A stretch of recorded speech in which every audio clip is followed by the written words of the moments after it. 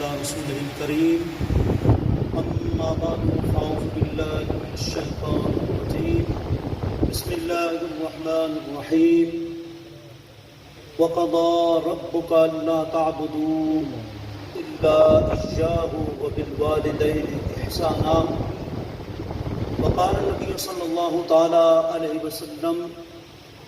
الوالد اوسط ابواب الجنہ آمنت باللہ صدق اللہ العظیم وصدق رسولہ النبی الکریم الرؤوف الامین ببرکۃ ان اللہ وملائکتہ یصلون علی النبی یا ایھا الذین آمنوا صلوا علیہ وسلموا تسلیما۔ تمامی احباب ایک مرتبہ برائے عقیدت الصلاۃ والسلام علیک یا سیدی یا رسول اللہ وعلی آلک و اصحابک یا سیدی یا اللہ۔ جیسا کہ آپ سبھی حضرات کو معلوم ہے کہ آج کی یہ تقریب سعید محترم سید کبیر شاہ صاحب کے والد گرامی جو آج سے چند دن قبل فوت ہو گئے اور آج ان کا ختم چیلم ہے، اس سے قبل جو محفل ہوئی تھی اس میں وہ خود باقاعدہ اسٹیج پر موجود تھے اور آج وہ اپنے اصلی گھر جو ہر مومن کا اصلی گھر ہے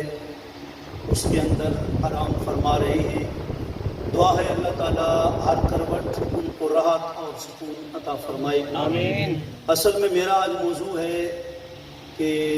والد کی دنیا سے جانے کے بعد پیچھے اولاد پر کیا کیا حقوق باقی رہ جاتے ہیں۔ تو حضرت سید الشہداء حضرت امام حسین رضی اللہ تعالیٰ عنہ، ان کا چونکہ ذکر خیر آپ کثرت کے ساتھ اس مہینے میں سن رہے ہیں، اس لیے اپنی زبان کو تھوڑا پاک کرنے کے لیے ان کا ذکر جمیل مختصر سا کرنے کے بعد اصل جو موضوع ہے اس کی طرف آنے کی کوشش کریں گے۔ سید الشہداء حضرت امام حسین رضی اللہ تعالی عنہ، اس کا معنی ہے کہ جتنے شہید ہیں سب کے وہ سردار ہیں، سبحان اللہ۔ سید الشہداء حضرت امیر حمزہ بھی ہیں جو حضور کے چچا جان ہیں، وہ بھی سید الشہداء ہیں۔ امام علی مقام بھی سید الشہداء ہیں۔ حالانکہ سارے شہیدوں کا سردار ایک ہی ہو سکتا ہے، دو نہیں ہو سکتے، لیکن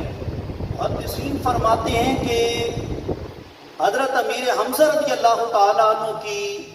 جو دردناک شہادت ہوئی، اس شہادت تک جتنے بھی شہداء اس دنیا سے گئے ان کے سردار حضرت امیر حمزہ تھے، اور تا قیامت حضور کی امت میں جو شہید ہوں گے ان کے سردار حضرت امام علی مقام، سبحان اللہ۔ گویا حضرت امیر حمزہ کی سرداری محدود تھی اور حضرت امام حسین رضی اللہ تعالیٰ عنہ کی سرداری تا قیامت غیر محدود ہے۔ پھر جتنی بھی شہادتیں ہوئی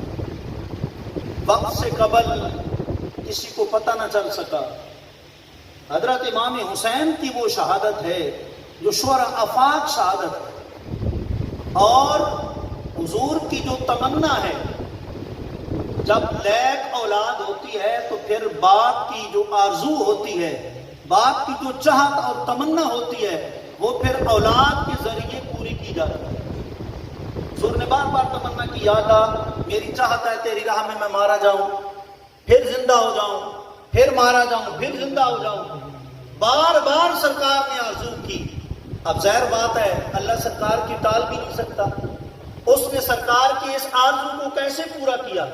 حضرت امام حسن اور حضرت امام حسین کی شہادت کی، سبحان اللہ۔ کیونکہ جتنے اوصاف پہلے نبیوں کو اللہ نے عطا فرمائے تھے وہ سارے اوصاف کے جامع تو حضور کی ذات ہے۔ اب شہادت بھی ایک رتبہ ہے۔ قرآن کہتا ہے کہ کئی انبیاء شہید ہوئے، یقتلون النبیین بغیر حق، کتنے نبی ناحق طور پر جو ہے وہ اس دنیا سے چلے گئے، یعنی جام شہادت نوش کر گئے، تو معلوم ہوا کہ شہادت بھی ایک رتبہ ہے جو اللہ نے انبیاء کو دیا، لیکن اپنے محبوب کی باری آئی، فرمایا واللہ یعصمک من الناس، محبوب آپ شہید نہیں ہوں گے، لیکن تمنا آپ نے بار بار کی، آرزو کی، خواہش کا اظہار کیا، اللہ نے پھر جو ہے وہ حضرت امام حسن اور حضرت امام حسین کی صورت میں اس آرزو کو پورا کیا۔ شہادت دو طرح کی ہوتی ہے، ایک ہوتی ہے خفیہ جس کو علماء جو ہے وہ سری کہتے ہیں، اور ایک ہوتی ہے اوپن، پوری دنیا کو پتہ چلتا ہے کہ کس نے مقابلہ کیا ہے، کس میدان میں کیا ہے اور کیسے جام شہادت نوش پائی ہے۔ حضرت امام حسین وہ بھی حضور کے بیٹے تھے، حضرت امام حسن بھی حضور کے بیٹے تھے۔ ندعو ابناءنا وابناءکم، جی جب مباہلہ ہوا عیسائیوں سے، اللہ تعالیٰ نے فرمایا محبوب آپ اعلان عام فرمائیں، ہم اپنے بیٹے میدان میں لے کے آتے ہیں، تم اپنے بیٹے لے کے آؤ۔ اپنے بیٹوں سے مراد حضرت امام حسن حسین ہیں، حسنین کریمین ہیں، تو معلوم ہوا کہ حضور نے ان کو بھی بیٹا فرمایا۔ تو حضرت امام حسن کی شہادت خفیہ ہوئی، زہر دیا گیا، آپ جام شہادت نوش کر گئے، لیکن حضرت امام حسین کی جو شہادت ہے، آپ کو معلوم ہے کہ حسن میں 3 لفظ ہیں، حسین میں 4 لفظ ہیں، علماء موجود ہیں، زیادت الحروف تدل علی زیادت المعانی، جب کسی کلمے کے حرف زیادہ ہوتے ہیں اس کا پھر معنی مفہوم بھی بڑھ جاتا ہے۔ حسن کے 3 لفظ ہیں، حسین کے 4 لفظ ہیں۔ حضرت امام حسن کی شہادت خفیہ ہوئی ہے، لیکن حضرت امام حسین کی شہادت خفیہ نہیں ہوئی، ایسی شہادت ہوئی پوری کائنات کو پتہ چل گیا کہ اس سچے سچے آل رسول نے کس طرح میدان میں اتر کے کس طرح مقابلہ کیا۔ وقت سے پہلے پتہ چل گیا، پھر جتنی شہادتیں ہوئی انفرادی طور پر ہوئی، حضرت فاروق اعظم اکیلے شہید ہوئے، حضرت عثمان غنی اکیلے شہید ہوئے، حتیٰ کہ مولا کائنات بھی اکیلے شہید ہوئے، لیکن حضرت امام حسین کی جب باری آئی آپ اکیلے شہید نہیں ہوئے، علی اصغر سے لے کر علی اکبر تک اور مردوں سے لے کر عورتوں تک پورے کا پورا خاندان آپ نے رائے الہی میں لٹا دیا، اور آج تک کسی شہید کے جسم پر، کسی شہید کے کپڑوں پر 134 سوراخ نہیں ہوئے، اور 34 تلواروں کے نشان، 33 نیزوں کے نشان آج تک کسی کے جسم پر نہیں پڑے، ہاں وہ جنگ بدر کا صحابی کیوں نہ ہو، ہاں وہ کسی اور جنگ کا صحابی کیوں نہ ہو، لیکن امام علی مقام کی عظمت پر قربان جائے۔ یہ سینکڑوں کی قربانی نہیں تھی، سینکڑوں کا مقابلہ نہیں تھا، آپ ذرا غور کریں، پہلی جنگ بدر ہوئی، 313 ایک طرف، 1000 ایک طرف، لیکن جب یہ واقعہ کربلا ہوا یہاں ایسا نہیں ہے، یہاں ایک سینکڑا بھی پورا نہیں ہے امام علی مقام کا، دوسری طرف 22,000 کا لشکر جرار ہے، لیکن حق کے دفاع کے لیے آپس میں 2 بندوں کی کوئی ذاتی جنگ نہیں تھی، یزید کی خواہش نفس تھی اور امام علی مقام اسلام کو عروج عطا کرنا چاہتے تھے، تا قیامت بتانا چاہتے تھے، اہل حق کی طاقت اگر، اہل حق کی تعداد اگر کم بھی ہو،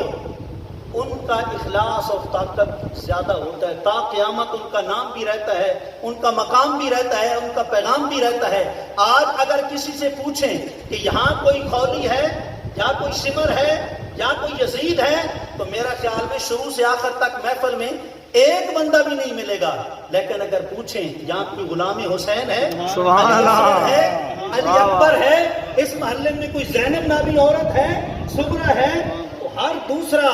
محلہ، ہر دوسرا گھر ان کے نام سے زندہ نظر آئے۔ سبحان اللہ۔ اور آج اگر میں کسی سے پوچھوں حضرت امام حسین کا روضۃ الشہداء کس جگہ چمک رہا ہے، میرا خیال ہے ہر بچہ بتائے گا کہ مظہر وہ کہاں ہے، لیکن اگر یہ پوچھیں یہ بتاؤ کہ یزید کی قبر کدھر ہے، تو میرا خیال میں ہو سکتا ہے کوئی بھائی بھی نہ بتائے کہ کہاں ہے۔ جی قطبلہ دمشق ایک روڑی سی ہے، وہاں اس کی قبر ہے، وہ بھی عام پتہ ہی کوئی نہیں ہوتی، مجھے پتہ نہیں کتنے سالوں بعد مطالعہ کرنے کے بعد یہ 1-2 کتابوں میں نام ملے، جی تو معلوم ہوا۔ اور پھر اگر ذات کی جنگ ہوتی نا، تو پھر جس بندے کی ذات کی جنگ ہوتی ہے اللہ اسے سجدے میں کبھی بھی شہادت نہیں دیتا۔ حضرت امام حسین پر جو وار ہوا، اتنے دلیر تھے، 72 کی 72 لاشیں اٹھائی، ذرا آپ غور کریں، لیڈر ایک رہ جائے، 72 کے 72 رفقا شہید ہو جائیں، ایک سیدنا زین العابدین بچ جائیں یا حضرت امام حسین بچ جائیں، پھر بھی ایک ایک لاش کو کندھوں پہ لا کے خیموں میں رکھتے گئے. اللہ اس حالت میں بھی نماز کا ناغہ نہیں کیا، تیمم کر کے نماز پڑھ لی. اور پانی یزید نے سمجھا کہ ہم نے پانی بند کر دیا، بہت کچھ کر دیا ہے. اگر قرآن کہتا ہے کہ ایوب علیہ السلام جب آزمائش میں کامیاب ہوئے، اللہ نے فرمایا ارکض برجلک ھذا مغتسل بارد وشراب، ایوب آپ امتحان میں کامیاب ہو گئے ہو، اب تم ایڑی مارو، نیچے سے ٹھنڈا پانی غسل کے لیے بھی نکلے گا اور پینے کے لیے بھی نکلے گا. سبحان اللہ. اگر سیدنا اسماعیل علیہ السلام کی ایڑی چلے، قیامت تک آب زمزم کا چشمہ جاری ہو جائے، تو امام علی مقام اگر چاہتے تو یہ کر سکتے تھے. اگر حضور کے روضہ اطہر پر عام بندہ آتا ہے، دعا کرتا ہے، قبول ہو جاتی ہے. حضرت امام حسین یہ دعا کر سکتے تھے کہ واقعہ کربلا نہ ہو، لیکن آپ نے نہیں کی. جی کیونکہ حضور نے بچپن میں جو اٹھایا تھا نا، وہ ایک تو ظاہری جسم بچپنا تھا، اس کی حضور نے شفقت فرمائی، اور حقیقت میں اشارہ تھا کہ حسین جس ٹائم میرا دین کا جھنڈا کوئی سرنگو کرنے کی کوشش کرے گا، آج میں تجھے اٹھا رہا ہوں اتنے صحابہ میں، کل ان سب سے بازی لے کر تم نے میدان کربلا میں.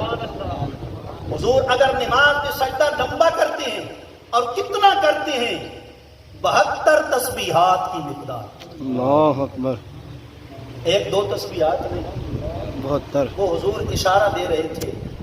حسین تم میرے کندھے پر ہو، آج میں تمہاری وجہ سے رب کی عبادت کو لمبا کر رہا ہوں، کل جب باری آئے گی کارزار میں اترنے کی، 72 کو لے جانا پڑا تو ان کو بھی لے جانا، اور آخر میں جا کر ان کو کہہ دینا اب بھی کوئی جانا چاہتا ہے تو جا سکتا ہے، میری طرف سے کوئی پابندی نہیں. کل کو یہ نہ کہے کہ جبری شہادت ہوئی ہے. اب بھی تمہیں اختیار ہے، جیسا کرنا چاہو کر لو. جی غرض کے اس شہادت کے کس کس پہلو کو ہم بیان کریں، ہماری زندگیاں ختم ہو جائیں گی، ان کا ذکر خیر جاری و ساری. بے شک. تو یہ تقریب صحیح جو ہے